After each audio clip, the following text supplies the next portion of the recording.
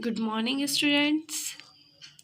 Students, today we are going to start with types of viruses. तो हमने कल types of virus में कितने टाइप्स के वायरस होते हैं उनके नाम देख लिए थे. आज हम उनका एक्सप्लेनेशन देखेंगे. तो फर्स्ट इसमें हम देखते हैं फाइल वायरस. फाइल वायरस बच्चों, आप नाम से समझ रहे वायरस मतलब तो आपको पता है ऐसा सॉफ्टवेयर जो क्या कर सके, जहाँ पे भी अटैक करे वहाँ उस जगह का पूरा डेटा क्या हो जाए, करप्ट हो जाए, उससे वायरस कहते हैं.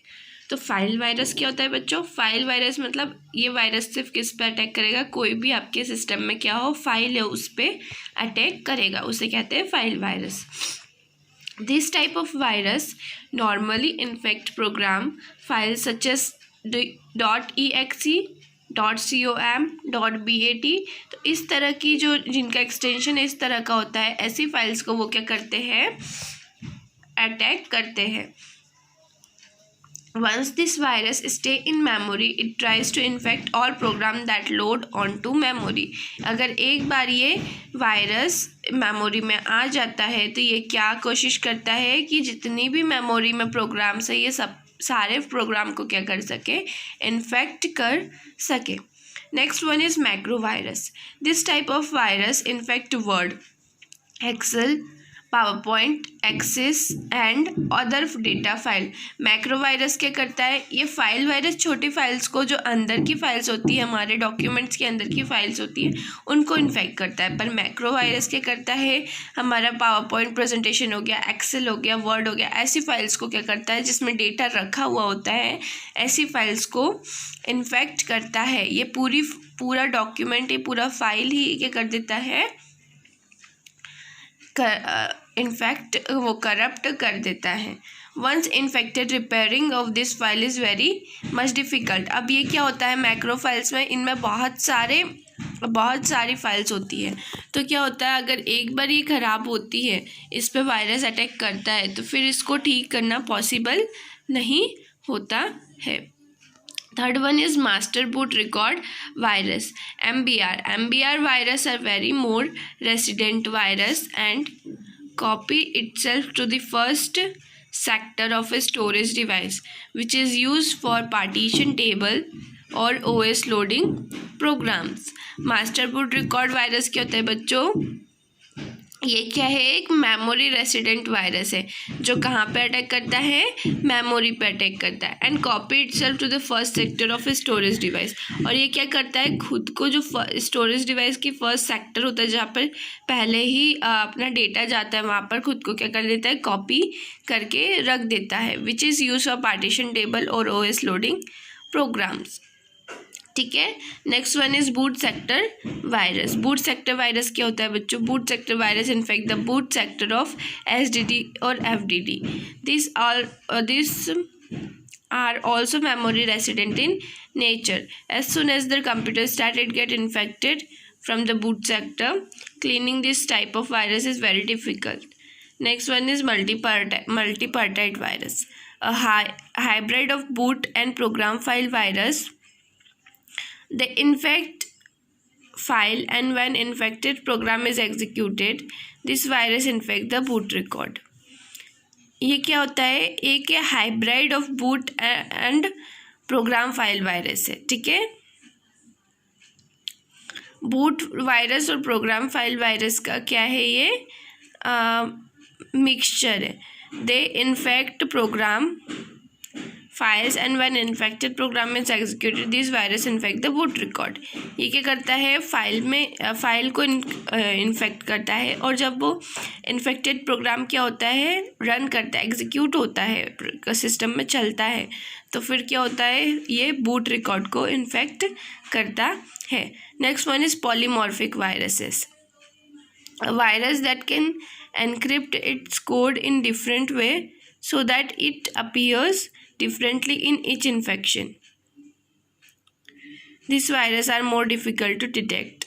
Polymorphic virus क्या होते हैं? ये ऐसे वायरस होते हैं जो क्या करते हैं, ये कोड को क्या करते हैं, एनक्रिप्ट कर लेते हैं इन डिफरेंट वे, अलग अलग तरह में कोड को बना लेते हैं, जिससे क्या होता है, ये डिफरेंटली मतलब हर जहाँ जहाँ ये क्या करेंगे, इन्फेक्ट करेंगे, वो सारी जगह ये अलग अलग तरीके से क्या करते हैं, सिस्टम को इन्फेक्ट करते हैं और इन्हें डिटेक्ट करना मतलब बहुत डिफ़िकल्ट होता है। Next one is 7th one is stealth viruses. This types of virus use different kinds of technique to avoid detection. They either redirect the disk head to read another sector instead of one in which they reside, or they may alter the reading of infected file size. ये क्या करते हैं बेटा, ये different types of technique का use करते हैं, ठीक है। हम मतलब in this type of virus use different kinds of technique to avoid detection, मतलब ये बहुत अलग अलग तरह की टेक्निक का यूज़ करते हैं ताकि कोई भी इन्हें डिटेक्ट कर नहीं पाए। They other redirect the disk head to read another sector. वो क्या करते हैं, जो डिस्क हेड है उसको क्या कर देते हैं, रिडायरेक्ट कर देते हैं, ओके। और या तो क्या करते हैं, जो alter the reading of infected file size, तो जो फाइल साइज रहती है उनकी साइज़ चेंज कर देते हैं। जो भी डेटा रहता है ये क्या करते हैं, उसके बाद वो उसे चेंज कर देते ताकि इन्हें कोई भी डिटेक्ट ना कर पाए। Next one is email viruses. An email virus travels as an attachment to email messages and usually replicates itself by automatically mailing itself to dozens of people in the victim email address book. Email virus क्या होते हैं, ये email virus कैसे आते हैं बच्चों, ये जो ईमेल मैसेजेस रहते हैं उससे अटैच होकर ही ये लोग ये वायरसेस आते हैं। ये ऐसे सॉफ्टवेयर है जो कि ईमेल मैसेजेस के थ्रू ही आते हैं और ये क्या करते हैं, usually replicate itself by automatically. और फिर क्या करते हैं, एक बार ये किसी के ईमेल में आ गया तो फिर ये क्या करता है, खुद को रेप्लिकेट करता है, खुद को ही क्या कर देता है, वो अपने आप दूसरे मेल्स पे फॉरवर्ड करने लग जाता है। डजन्स ऑफ पीपल के मेल पीपल्स को क्या करता है, ये मेल हो जाता है। नेक्स्ट इसमें है 8th में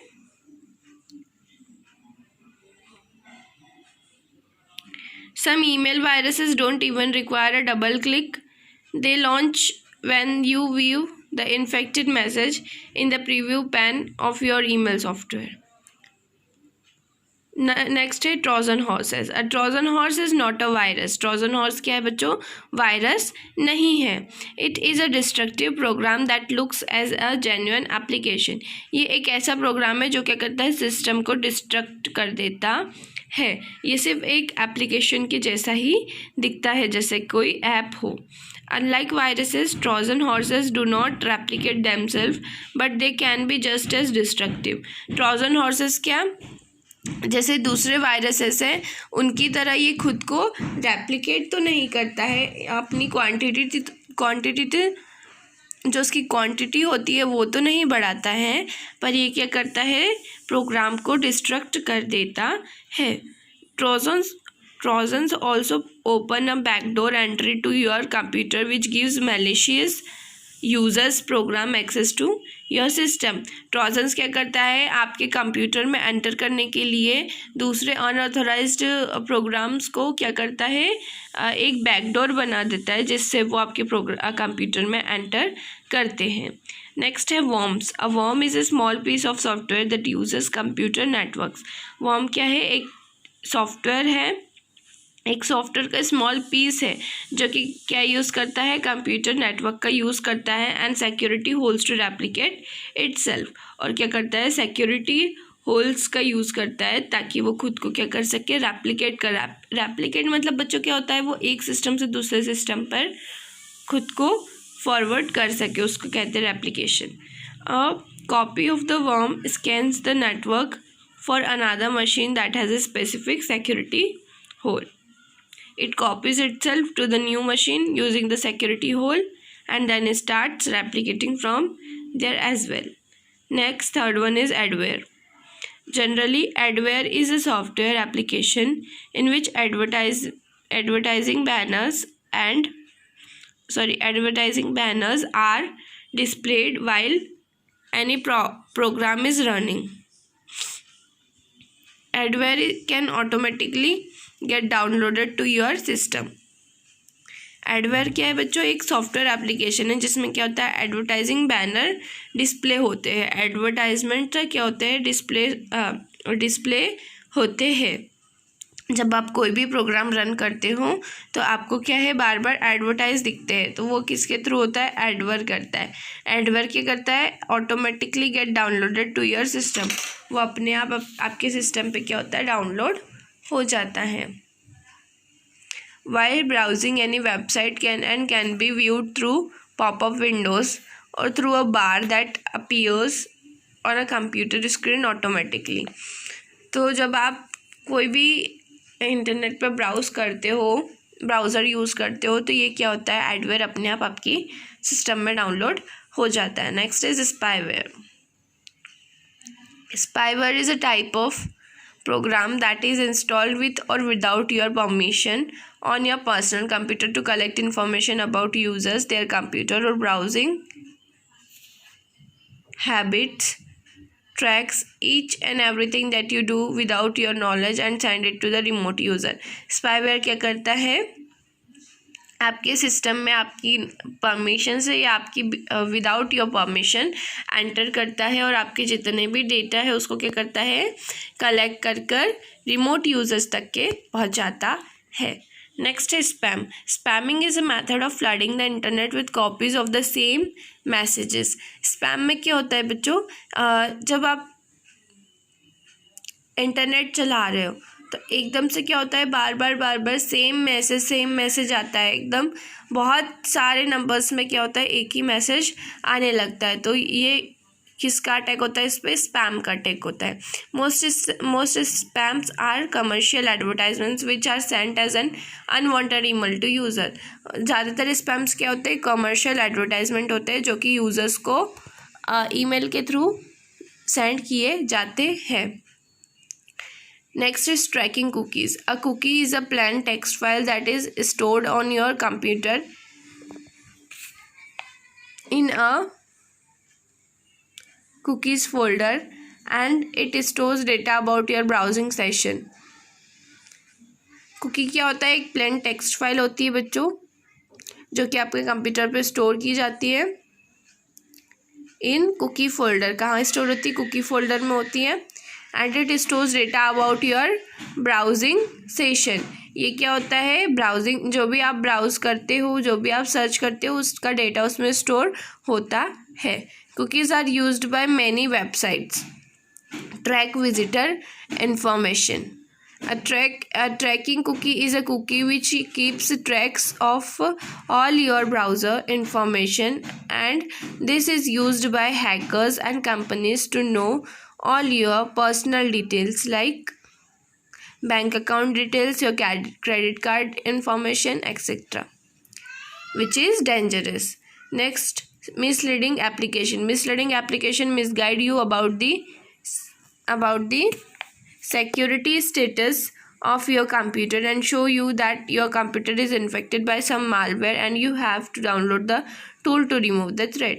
मिसलीडिंग एप्लीकेशन क्या होती है, जो आपको क्या करती है, मिसलीड करती है. मतलब आपको गलत इन्फॉर्मेशन बताकर कोई भी ऐप डाउनलोड करने के लिए बोलते हैं, उसे कहते हैं मिसलीडिंग एप्लीकेशन. ताकि आप वो एप्लीकेशन डाउनलोड करो और आपका सिस्टम क्या हो जाए, हैक हो जाए या वायरस उस पर अटैक कर सके. नेक्स्ट वन इज तो इतनी सारे network viruses types of viruses होते हैं बच्चों. अब इन सब वायरसेस से हम क्या मेजर्स ले सकते हैं, हम कैसे हमारे सिस्टम को प्रिवेंट कर सकते हैं. तो इसके लिए हम देखेंगे नेटवर्क सिक्योरिटी मेजर्स कि हम क्या मेजर्स लें. The combination of identification, authentication and authorization can control access to a system. The combination is very useful especially in network security. Various techniques used for network security is as below. और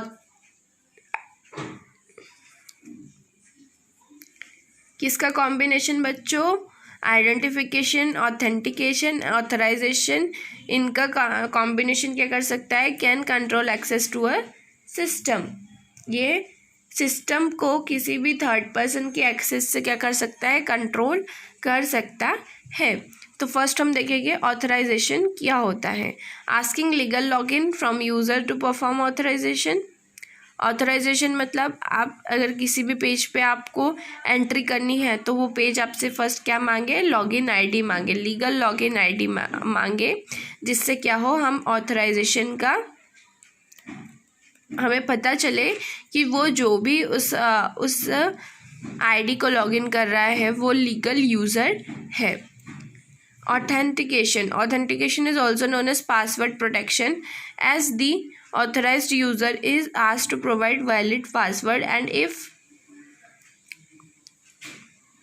user is able to do this, user is considered to be an authentic user. Authentication मतलब एक password होता है, तो वो password कोई भी website पे आप लॉगिन करते हो तो वो आपसे पासवर्ड मांगता है। पासवर्ड क्यों मांगता है? वो ऑथेंटिकेशन की प्रोसेस होती है, ताकि वो ये पता कर सके कि वो जो यूज़ कर रहा है उस साइट को, उस आईडी को, वो ऑथराइज्ड यूज़र है या नहीं है। Third one is intrusion detection. It is the art and science of sensing when a system or network is being used inappropriately or without authorization. Intrusion detection system is either a hardware device or software application that uses known intrusion signatures to detect and analyze both inbound and outbound network traffic or abnormal activity. IDS intrusion detection system, ये क्या होता है बच्चों? या तो यह एक hardware device होता है या फिर एक सॉफ्टवेयर एप्लीकेशन होता है जो कि क्या यूज़ करता है? That uses known intrusion signatures to detect and analyze both inbound and outbound network traffic. ये क्या करता है? नॉन इंट्रूशन सिग्नेचर्स का यूज़ करता है क्या डिटेक्ट करने के लिए? कि कोई भी एबनॉर्मल एक्टिविटीज़ हो तो सिस्टम पे तो नहीं हो रही है. ओके, नेक्स्ट हम we will see its preventive measure, कि हम क्या मेजर्स ले सकते हैं. First, proper network security policy. A network security policy is a formal document that outlines a principle, procedure and guideline to enforce, manage, monitor and maintain security on a computer network. So proper network security policy क्या होती है बच्चों? ये एक ऐसा document होता है जिसमें क्या रहता है? इसमें आउटलाइंस रहती है. किस चीज़ की आउटलाइन रहती है? Outline the principle, procedure and guideline to enforce, manage, monitor and maintain security on a computer network. इस डॉक्यूमेंट में क्या होता है? प्रॉपर सब कुछ लिखा हुआ होता है कि आपको किस वे में और इस साइट पर क्या क्या, इस नेटवर्क पर किस तरह के डेटा प्रोटेक्टेड है, कैसी सिक्योरिटी है. Okay, a network security policy primarily help in protecting a computer network from network security threat, both internal and external, from the organization or network. ये क्या करता है? ये पॉलिसी क्या करता है? आपके जो डेटा है उसको क्या करता है? कंप्यूटर नेटवर्क को प्रोटेक्ट करके रखता है फ्रॉम नेटवर्क सिक्योरिटी थ्रेट से, जो कि बहुत इंटरनल और एक्सटर्नली दोनों हो सकती हैं, तो उसे प्रोटेक्ट करके रखता है. Typically network security policy documents, इसमें क्या होता है? Rules and legal procedures to access the network and modify its characteristic. Second, governance and management over web internet access. Third, implementation of security procedure on network nodes and devices. Fourth, role privilege based policies such as identifying authorized and unauthorized services processes any user can perform on the network. तो ये 4 चीज़ें इस document में mention होती है. Next one is our preventive measure में हम देखेंगे. नेक्स्ट क्या है? Cyber law. साइबर लॉ क्या होता है बच्चों? Cyber law is the law governing cyber space. Okay, cyber law क्या होता है? ऐसा लॉ होता है जो कि साइबर स्पेस को गवर्न करता है। अब साइबर स्पेस क्या होता है? तो साइबर स्पेस बहुत बड़ी टर्म है। Cyberspace is a very wide term and includes, इसमें क्या क्या आता है? Computers, network, software, data storage devices such as hard disk, USB disk etcetera, the internet, website, emails, and even electronic devices such as cell phone, ATM machine, etc. तो ये सब चीज़ें किस में आती है? साइबर स्पेस में आती है। तो इन सब के ऊपर जो लॉ चलता है उसे क्या कहते हैं? Cyber law. अगर ये जितना भी साइबर स्पेस में आते हैं, अगर इसमें कोई इलीगल काम हो रहा है तो फिर हम इस पे क्या एप्लीकेबल होता है बच्चों? साइबर लॉ एप्लीकेबल होता है। Law encompasses the rules of conduct that have been approved by the government which are in force over a certain territory which must be obeyed by all person on that territory। इसमें क्या होता है? किस तरह का rule होता है जो कि गवर्नमेंट से अप्रूव्ड हो, ठीक है, which are in force over a certain territory, जो किसी टेरिटरी के अंदर कंपल्सरी हो, ऐसा लॉ होता है। और थर्ड क्या है? Which must be obeyed by all person on that territory, और जितने भी उस टेरिटरी में सिटीजन्स हैं या पर्सन्स हैं उन सब पर ये क्या हो? एप्लीकेबल हो। Violation of this rule could lead to government action such as imprisonment or fine or an order to pay compensation. Cyber law encompasses law relating to cyber crime, electronic and digital signatures, intellectual property, data protection and privacy. तो इन चारों के ऊपर क्या होता है बच्चों?